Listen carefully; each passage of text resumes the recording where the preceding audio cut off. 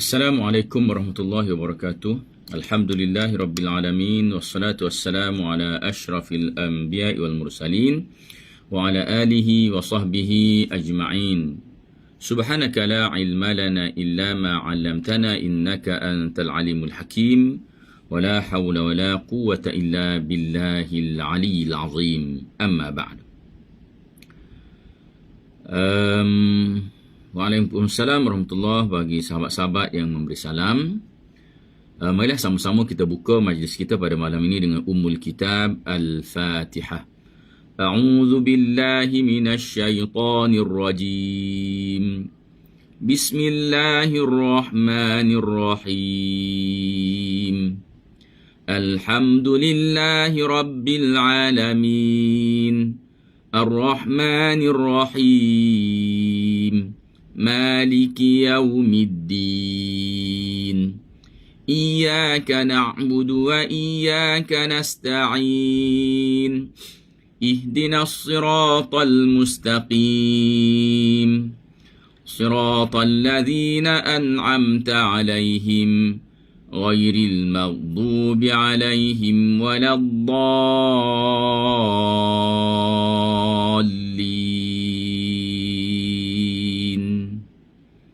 Amin ya rabbal alamin. Alhamdulillah dapat kita sama-sama lagi pada malam ini. Dan insya-Allah malam ni kita nak sambung ayat yang ke-182 hingga ke ayat yang 184 insya-Allah. Okey. Baiklah, kita terus mulakan. A'udzu billahi minasy syaithanir rajim. فمن خاف من موص جنفا أو إثما فأصلح بينهم فلا إثم عليه إن الله غفور رحيم. Sekali lagi. فمن خاف من موص جنفا أو إثما فأصلح بينهم فلا إثم عليه إن الله غفور رحيم.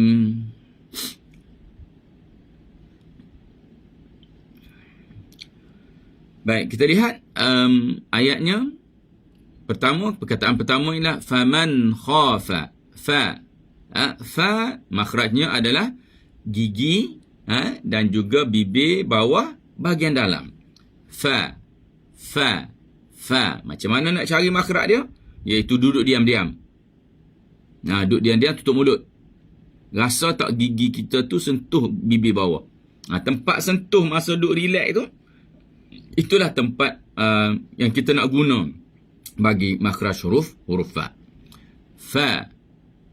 Jangan ambil dari dalam, daripada luar. Dari dalam keluar. Fa. Okey. Faman khafa. Man nun mati kita dah kata dia mesti ada lenturannya. Lenturan tu kita sebut dulu-dulu lagi. Nama lenturan tu kita bagi namanya adalah tapak dengung. Dia untuk nun dan mim kita namakan dia dengan tapak dengung. Faman. Okey. Faman kha kita buka mulut dan kita cari dalam ni. Dia bahagian dalam. Bahagian dalam iaitu bahagian halkum. Masuk ke dalam, bukan daripada dalam mulut, dia dalam halkum. Kha. Jadi siapa-siapa yang sebut kha dengan bahagian dalam mulut, bunyinya kha, itu memang tak tepat. Sebab apa? Sebab dah lari jauh daripada makhrajnya yang sebenar. Makhrajnya dalam halqum, halqi. Dia adalah huruf halqi. Tiba-tiba bila kita sebut kha, itu bahagian mulut. Maka tak kena langsung. Itu merupakan hujah kalau ada orang kata tak percaya. Makhrajnya kita duk dengar dulu-dulu pun macam tu. Tak. Huruf kha, makhrajnya adalah halq. Sedangkan sebutan yang biasa kita sebut adalah daripada bahagian mulut. Faman khafa min okey, cukup dengan letak mim, jangan mim. Tu dah lebih, nanti payah nak bergerak. Faman khafa min musin. Si tebal, tapi bila pergi nak dengung pada jim, jim tu tak tebal. Ja, setakat tu je. Faman khafa min musin janafan, min musin tu si terus pergi kepada jim. Okey, min musin janafan, kerana dengung mesti berada di sisi huruf yang akan datang. Okey, tanwin lepasnya huruf apa, maka dengung itu di sisi huruf selepas daripada tanwin itu. Min musin janafan au ithman, janafan fan. Okey, janafan, jangan tekan kuat sangat, takut je janafan au dia jadi keras. Janafan au ithman, okey. Au ithman, nipiskan dengung kerana nak masuk fa. Au ithman fa aslaha bainahum, fa aslaha, jangan muncung. Tebal adalah kerja lidah, bukan kerja muncung, bukan kerja bibir. Fa aslaha bainahum, hi hu. Okey, cek dulu. Fa aslaha, jangan fa aslaha. Fa aslaha bainahum, baina, ba dulu sebut. Jangan bainahum. Kalau kalau kita tak sebut ba dulu. Baina. Fa aslaha bainahum fala ithma alaih. Bainahum fala. Tutup. Bainahum fala, hum fala. Okey. Baik.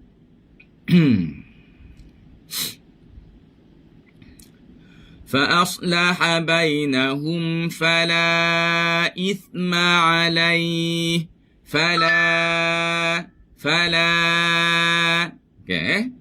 Fala, buka dalam keadaan kita buka mulut untuk beginnernya. Kita kata buka mulut tu sebesar gigitan satu jari.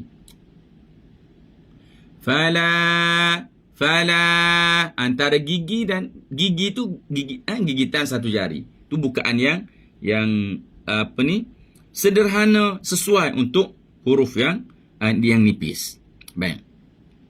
Ini adalah ikhtiarat guru daripada cara bacaan. Jadi perincian untuk memudahkan kita untuk buat garis panduan baca, maka kita ditetapkan secara sedemikian. Baik. Fala ithma alaih, ithma. Fala ithma alaih. Okey, tha, gigi dan bibir. Okey, tempat tu. Fala ithma alaih, innallaha ghafurur rahim. Innallaha, jangan innallaha, jangan naikkan pakai lidah. Innallaha ghafurur rahim. Innallaha ghafurur rahim. Gurra, sentuhkan lidah pada makhraj ra tu dah. Ujung lidah sentuh pada gusi kesat. Jangan fikir lagi bunyi kat awal ni. Jangan fikir lagi bunyi. Fikir macam mana nak letak lidah situ. Kerana ramai orang yang tak mampu untuk letak lidah kat situ. Ada orang yang lidahnya tak dengar cakap dia. Tak nak pergi situ. Lidah tu nak pergi ke lelangit juga. Okey. Antara sebab yang saya perhatikan kenapa lidah tak boleh sampai situ adalah kerana rahang. Rahang dalam keadaan yang tegang. Bila rahang ni tegang, leher pun tegang, dia akan tarik pangkal lidah tu dan lidah kita akan jadi macam pendek. Sebab dia dah ditarik. Innallaha ghafurur, dia tertarik ke dalam. Sebab tu dia tak boleh nak tolak kepada makhraj ra. Jadi longgarkan tekak kita, leher kita ni, longgarkan juga rahang kita supaya lidah itu tidak diganggu dan ditarik ke bahagian dalam.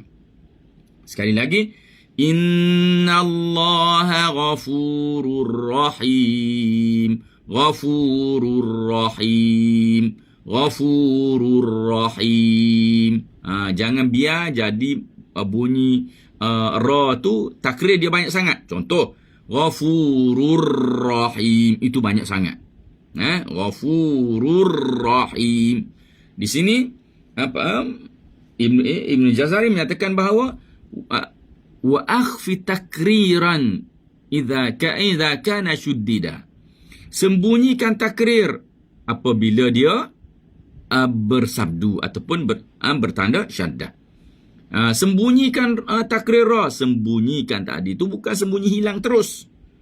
Kenapa diberi peringatan begitu? Kerana potensi ra untuk menjadi takrir banyak lebih mudah berlaku apabila berada dalam keadaan yang bersabdu. Bila kita sebut Ghafurur rahim, mudah pergi. Jadi diberi peringatan, jaga, jangan banyak, bukan bermaksud jangan ada takrir. Kerana perkataan jangan ada kalau katakan jangan ada takrir, bertentangan dengan sifat ra, yang mana ra itu mesti ada takrirnya, mesti ada getarnya. Baru dia jadi ra. Kalau tak ada getar, maka orang tak panggil ra. Tak boleh kata ra. Jadi akhfi tadi, jaga, kurang, jaga, jangan jadi lebih. Jangan jadi lebih takrir ataupun getarannya itu. Sebenarnya kita pergi kepada ayat yang ke-183. A'udzubillahi minasyaitonirrajim. Ya ayyuhalladzina amanu kutiba alaikumus siyamu kama kutiba alal ladzina min qablikum la'allakum tattaqun. Sekali lagi.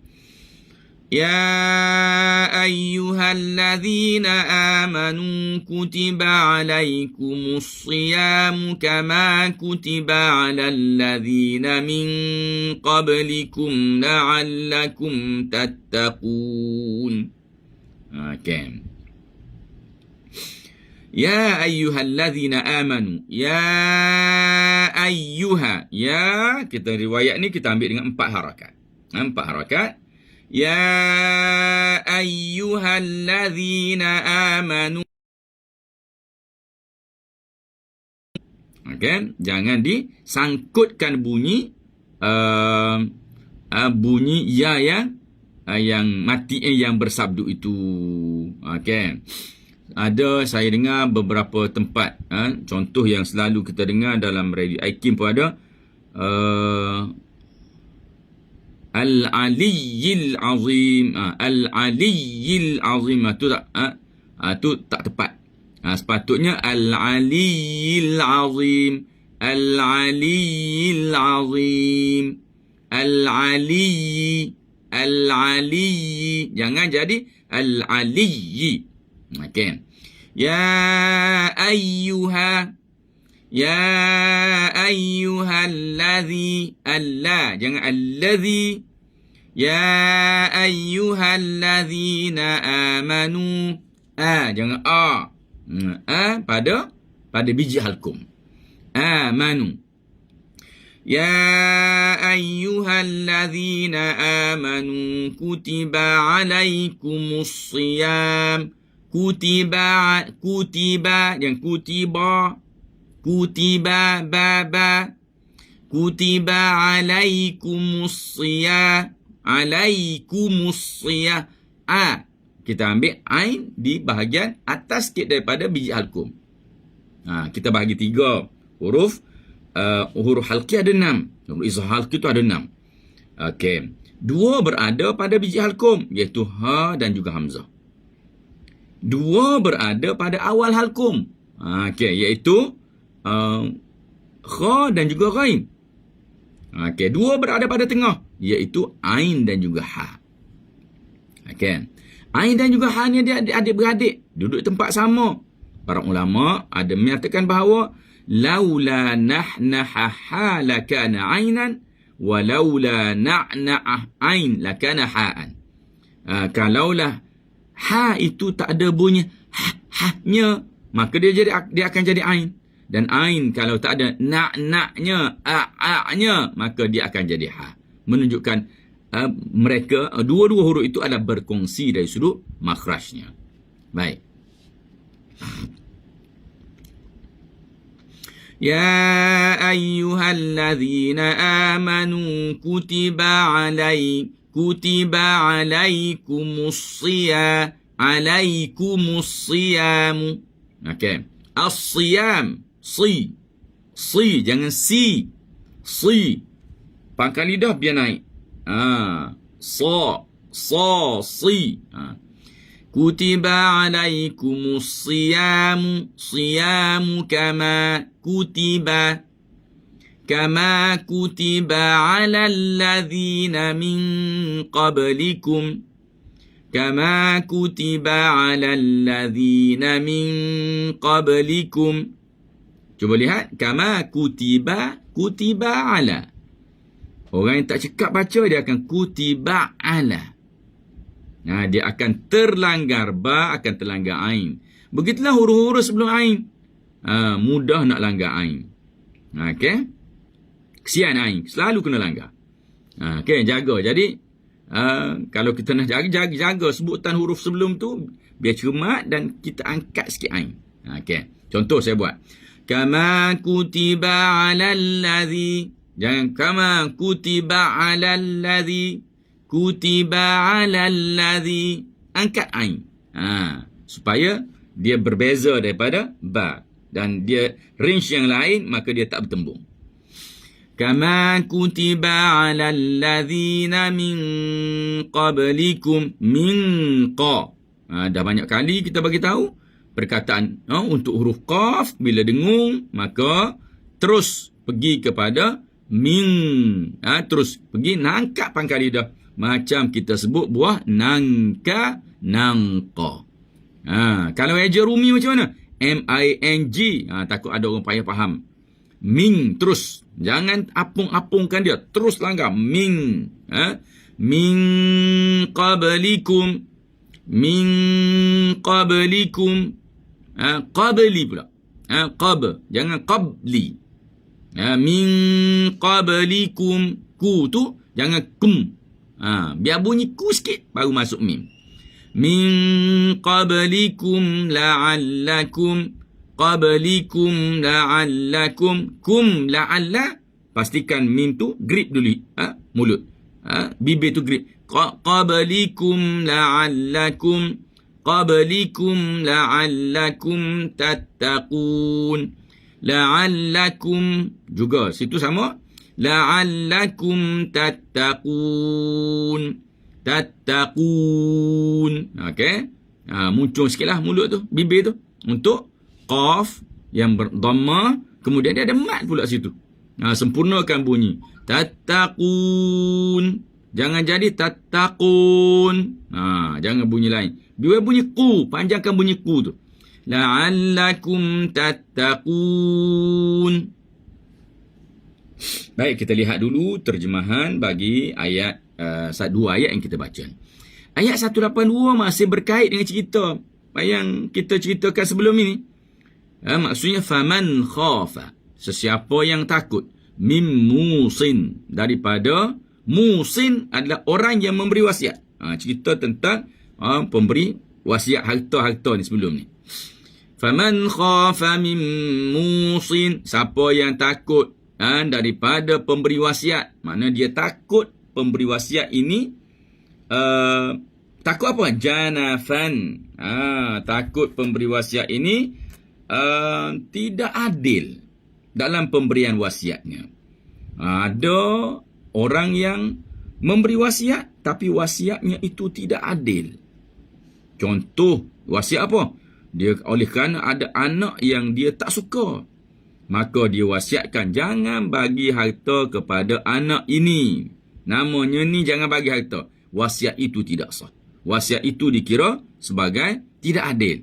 Kerana anak itu merupakan anaknya.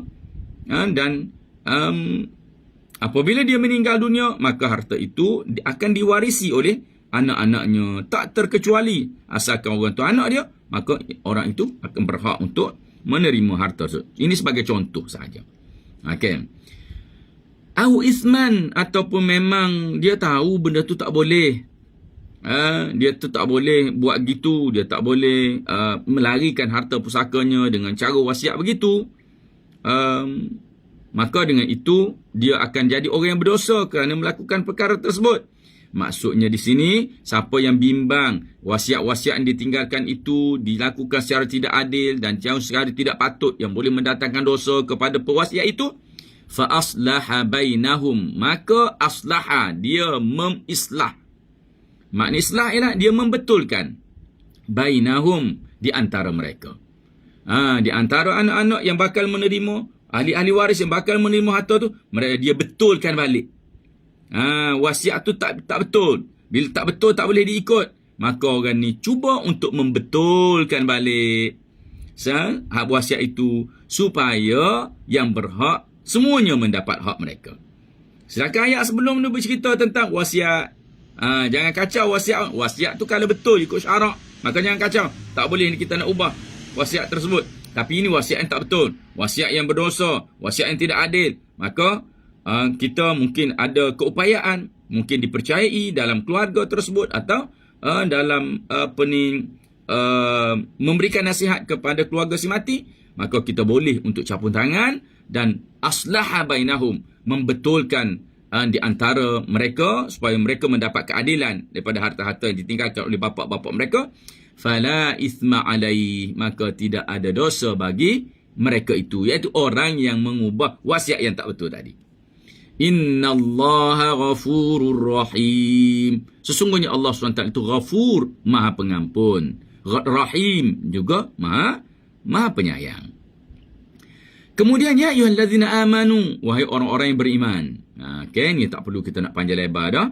Ya ayyuhallazina amanu, wahai orang-orang yang beriman, kutiba alaikum.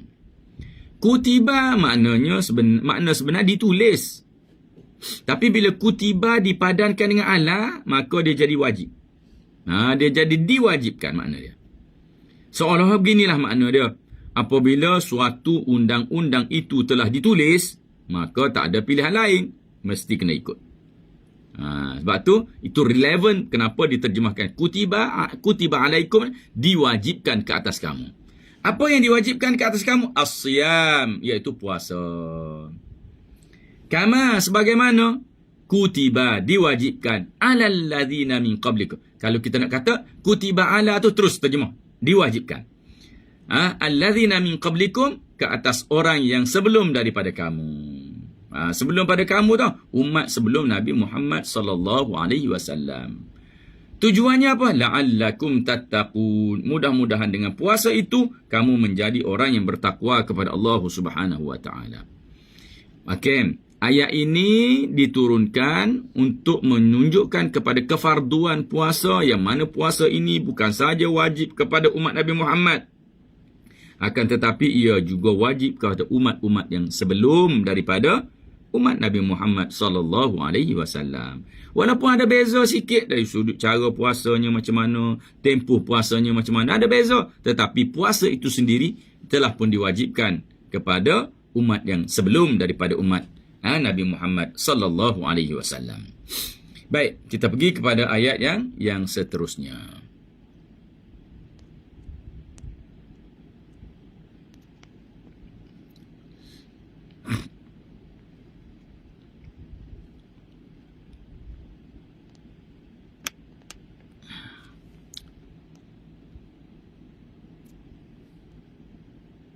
Okey.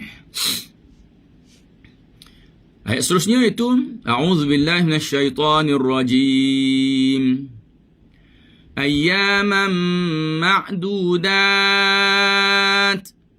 فمن كان منكم مريضا أو على سفر فعدة من أيام أخر وعلى الذين يطيقونه فدية طعام مسكين فمن تطوع خيرا فهو خير له وأن تصوموا خير لكم إن كنتم تعلمون.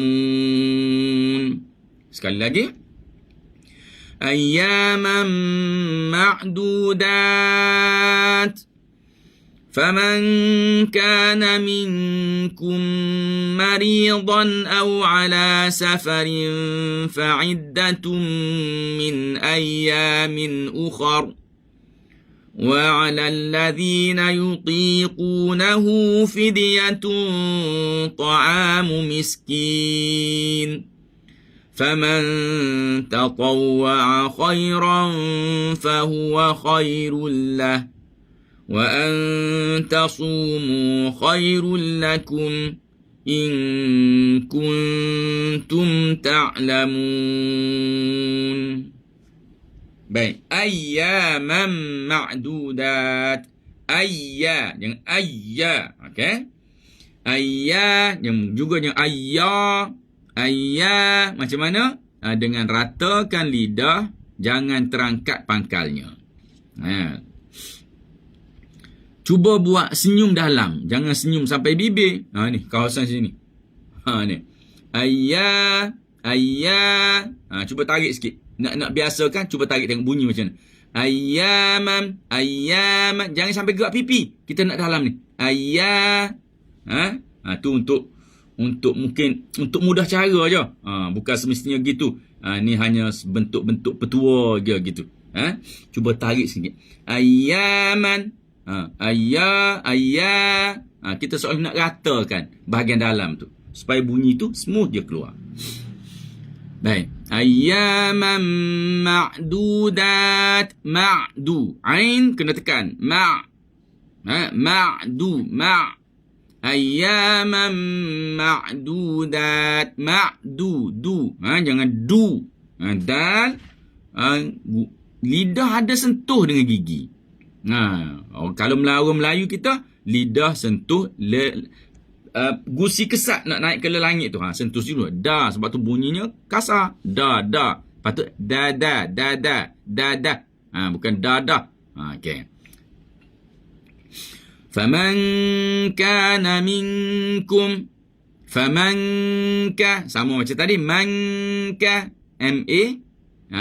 Man ka. M-A-N-G. Man. Okey. Cuma kaf jangan tekan sangat. Jangan kurangkan daripada qaf. Faman kana minkum. Faman kana minkum maridan. Maridan. Ra nipis, da tebal. Maridan au ala safarin. Au ala. Jauh ala. Au ala safarin. Safa. Jangan safa. Okey? Jaga sini. Longgarkan rahang. Au ala safarin fa'iddatum. Tengok mulut saya. Fa'iddatum. Balik semula. Jangan tarik. Jangan fa'iddatum. Tak. Fa'iddatum min ayyamin ukhar. Min ayya. Jangan min ayya. Juga jangan min ayya. Min ayyamin ukhar. Dia min u. Okey. Bunyi tu nak bunyi tu dulu. Min ayyamin ukhar. Wa 'alal ladzina yutiqunahu fidyatun ta'amu miskin. Wa 'alal ladzi. Cuba sama macam tadi. Wa 'alal ladzi, jangan wa 'alal ladzi. Okey, nak tahu tuan-tuan baca macam mana? Rakam sikit dan dengar sendiri. Okey, tu cara kita nak betulkan bacaan. Kita rakam bacaan kita dan kita dengar bagaimana cara kita baca. Elok ke tak elok? Kalau tak elok, kita baiki lagi. وَعَلَى الَّذِينَ يُطِيقُونَهُ فِدْيَةٌ طَعَامُ مِسْكِينٍ. يُطِيقُونَهُ. يُطِيقُونَهُ. يُطِي, jangan yuti. Yuti, tebalkan ta. يُطِيقُونَهُ فِدْيَةٌ. Fid, jangan fidyatun. فِدْيَةٌ طَعَامُ مِسْكِينٍ. Fidyatun ta'amu miskin. Miskin, jangan miskin. Jangan jadi qalqalah. Miskin. Jangan pula sebut miskin. Tu kita kan selalu sebut miskin. Bukan miskin, miski. Anggap nun tak ada lagi. Miskin. Tutup. Faman, dengung masukkan ke hidung. Faman tatawwa'a. Faman tatawwa'a khairan. Tatawwa'a khairan fa. Okay? فَمَنْ تَطَوَّعَ خَيْرًا فَهُوَ خَيْرٌ لَهُ. فَهُوَ خَيْرٌ لَهُ. Tengok. فَهُوَ خَيْرٌ لَهُ. Tengok saya tekan. فَهُوَ خَيْرٌ لَهُ. Okay? Fa dengan huwa tu. فَهُوَ خَيْرٌ لَهُ. Khairul lah. Jangan khairun lah. Jangan. Dah ru, terus naik kepada lam. Khairul lah. Okay. Wa antasumu. Wa antasu. Dengung nipis. Anta. Wa antasumu. Khairul lakum. Kha. Buka mulut dulu. Khai. Wa antasumu khairul lakum. Khairul lakum in kuntum ta'lamun. In kuntum ta'lamun. Nangka. Okay? Kuntum. Tengok siapa? In kuntum. Tengok. Ku, kita muncung. Bila masuk mati, kita balik, relax balik. Bila letak, muncung balik. Mim mati balik, balik semula. Tengok. In kuntum ta'malun. In kuntum ta'lamun. Ta'lamun pula. Okey. Ain tekan. Ta'lamun. Mu. Bunyikan mim dan waw dulu. Ta'lamun. Kalau kemudian tutup nun. Ta'lamun. Kerana ada orang baca ta'lamun. Mun. Bunyi bukan mun. Okey. Kena hati-hati dalam tahqiq bunyi baris. Bunyi huruf tadi tu. Kerana yang kita nak panjang lah mim. Wow, tu tanda je sebenarnya. Hakikatnya dia tanda untuk memanjangkan huruf mim itu. Okey. Baik, kita tengok makna ayatnya. Ayyaman ma'dudat. Hari-hari yang boleh dikira. Ayyaman, nak tunjukkan sikit je. Boleh kira pun. Ma'dudat, makna adadun bilangan. Ma'dud, boleh dikira, boleh dibilang. Faman kana minkum maridan. Sesiapa minkum dari kalangan kamu maridan, sakit. Aw ala safarin, ataupun dia dalam musafir. Jadi orang sakit atau orang musafir, fa'iddatum min ayyamin ukhar. Maka iddatun, maka bilangan. Iddah, bilangan tu. Min ayyamin ukhar, daripada hari-hari lain. Makna sini ganti sebagaimana bilangan hari yang ditinggalkan di luar bulan Ramadan. Okey. Wa 'alal ladzina yutiqunahu fidyatun ta'amu miskin. Dan 'alal ladzina yutiqun, bagi orang yang mampu. Yutiqunahu tu mampu. Okey. Mampu, ada sebagian ulama kata yutiqunahu, yani mampu bisyiddatin, makna berat juga. Dia bukan mampu tu tak berat dia nak puasa, tapi mampu. Kalau begitu fidyatun, maka bayar fidyah. Ta'amu miskin, fidyah tu adalah makanan orang miskin. Faman tatawwa'a, siapa yang tatawwa'. Tatawwa' ni maksudnya buat benda sunat. Ni tatawwu', saumut tatawwu', puasa sunat. Siapa yang buat benda sunat, maknanya tadi kan disuruh untuk bayar fidyah. Fidyah ni ada sukatan tertentu, bayaran tertentu.